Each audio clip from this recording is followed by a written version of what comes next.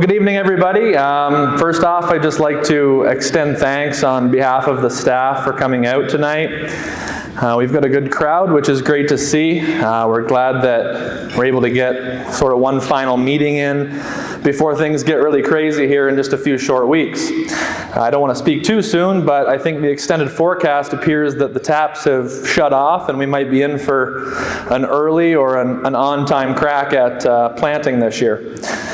For anyone who doesn't know me, my name's Andrew Dawson, and for the last couple of years, since David and Roger started Bacres Grain, I've been wearing a few hats, but ultimately I serve as grain merchandiser for the business. It's my responsibility to ensure we're not only publishing competitive and consistent grain bids, but also managing the risk for the business. I'm just cutting out a little bit here. Is it good? But also managing the risk for the business, staying disciplined. Uh-oh. I'll turn it off, turn it back on. Better? Okay. We'll go with that. So not only offering competitive grain bids, but also on the back end for the business, ensuring that we're staying within our hedging policies and managing our risk for the business accordingly. I'm not sure if any of you were able to catch either David and Roger around dinner, but like their standing stature, their appetites are equally as tall. Naturally, their appetite spills into their business ventures as well. So I'm not kidding when I say that simply keeping up to them the last couple of years has been a job in its own. Oh, come on. Like any business, when things tend to grow, in order to maintain the level of customer service that we all expect, staff must be added. Which is why about a year into the elevator business, we decided to grow the team.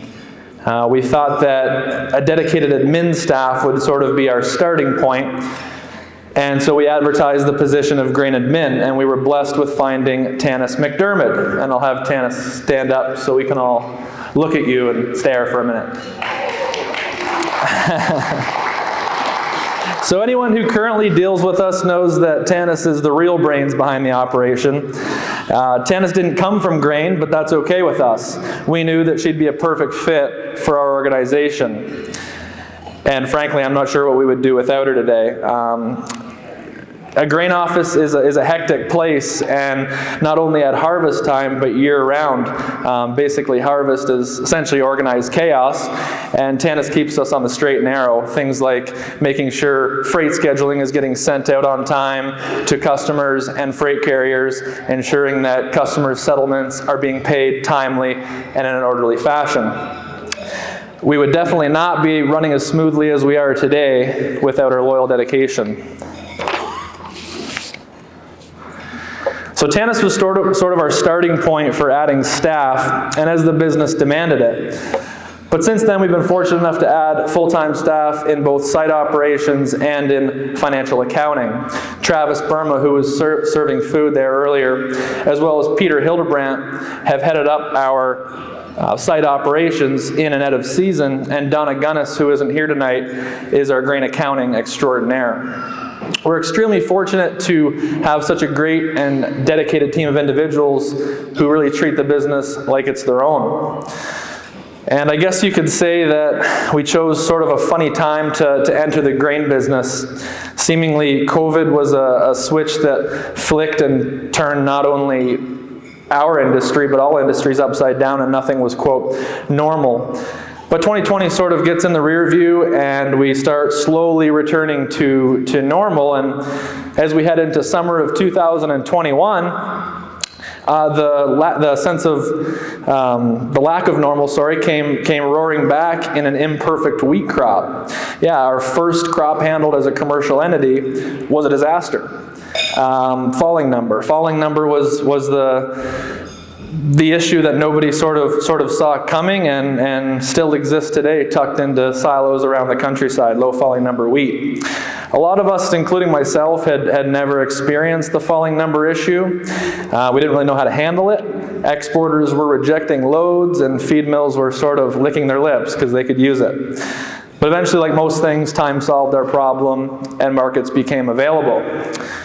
So moving from a fair-sized wheat crop that folks couldn't seem to get solid movement on, shortly thereafter came a massive 2021 Ontario corn crop.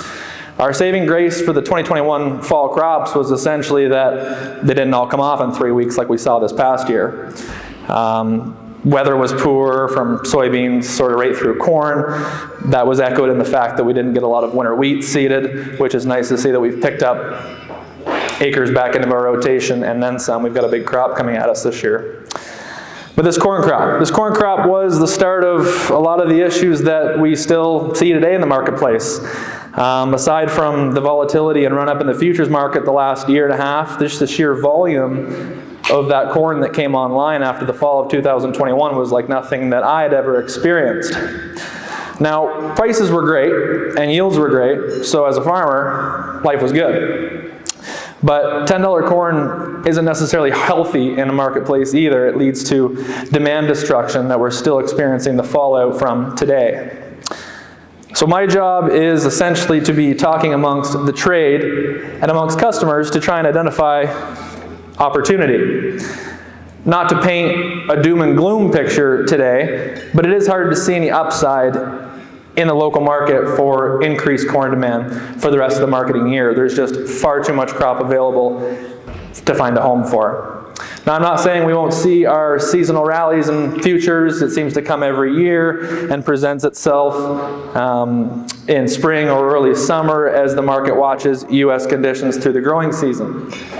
My fear right here today, though, is that it may be too little too late. And with a potential record Ontario wheat crop coming at us, our inventories need to disappear, and quickly. We sort of learned our lesson, I guess, last year. I'll admit it, having to carry a small amount of corn over into the new crop marketing year, it's a kick in the butt.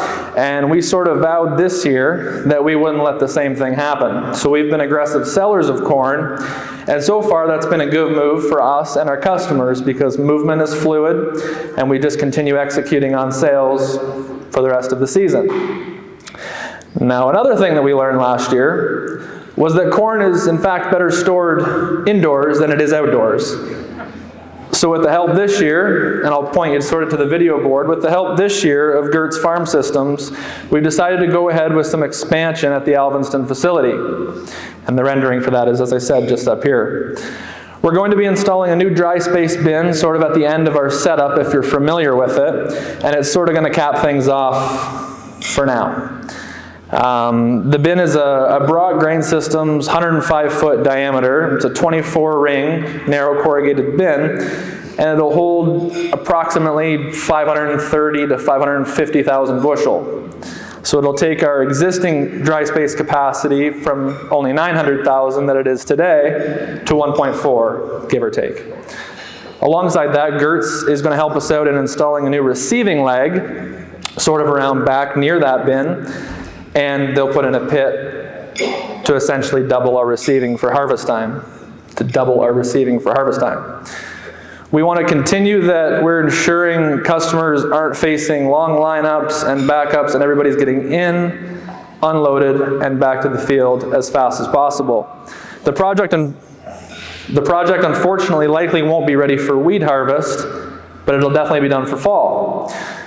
We've been fortunate enough as well to do some upgrades and conversions on some of the existing, what we call 48-foot tanks off the front, so that as our dry space capacity continues to increase, so does our wet. So we've converted some of those 48-footers to wet holding so that we're able to receive that larger influx, get it through the dryer, and then get it into longer-term storage. Aside from the upgrades, we do plan, for the inbound grain, we do plan in expanding our farm direct footprint. As the business grows, so do our clients, and we are taking on larger positions at a lot of our industrial end users and exporters. And I'm just in the wrong spot. Throughout the southwest part of the province. This continues to open up new business opportunities and develop more and more on-farm business or off-farm business as those storage setups continue to get built around the countryside. I would really like to just take a minute and thank everybody who's been a part of this business, Bacres Grain, in its infancy. It's really exciting to see the growth and positive effects around the countryside. And I would also like to thank, on my own behalf, Roger and David for the trust and responsibility that they've instilled in me to help develop this business early on.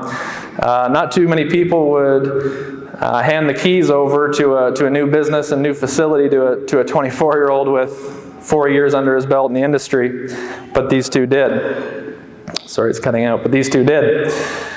And now, through some of those market challenges that I was just talking about, I'll just take a wild guess, and based on personality, say that Roger probably shared equal sleepless nights as myself, but from what I've seen and learned the past couple of years around this ranch is that David probably slept like a baby. So again, I just wanted to thank everybody for coming out. Enjoy the rest of the night, and all the best with the 2023 growing season. Thank you.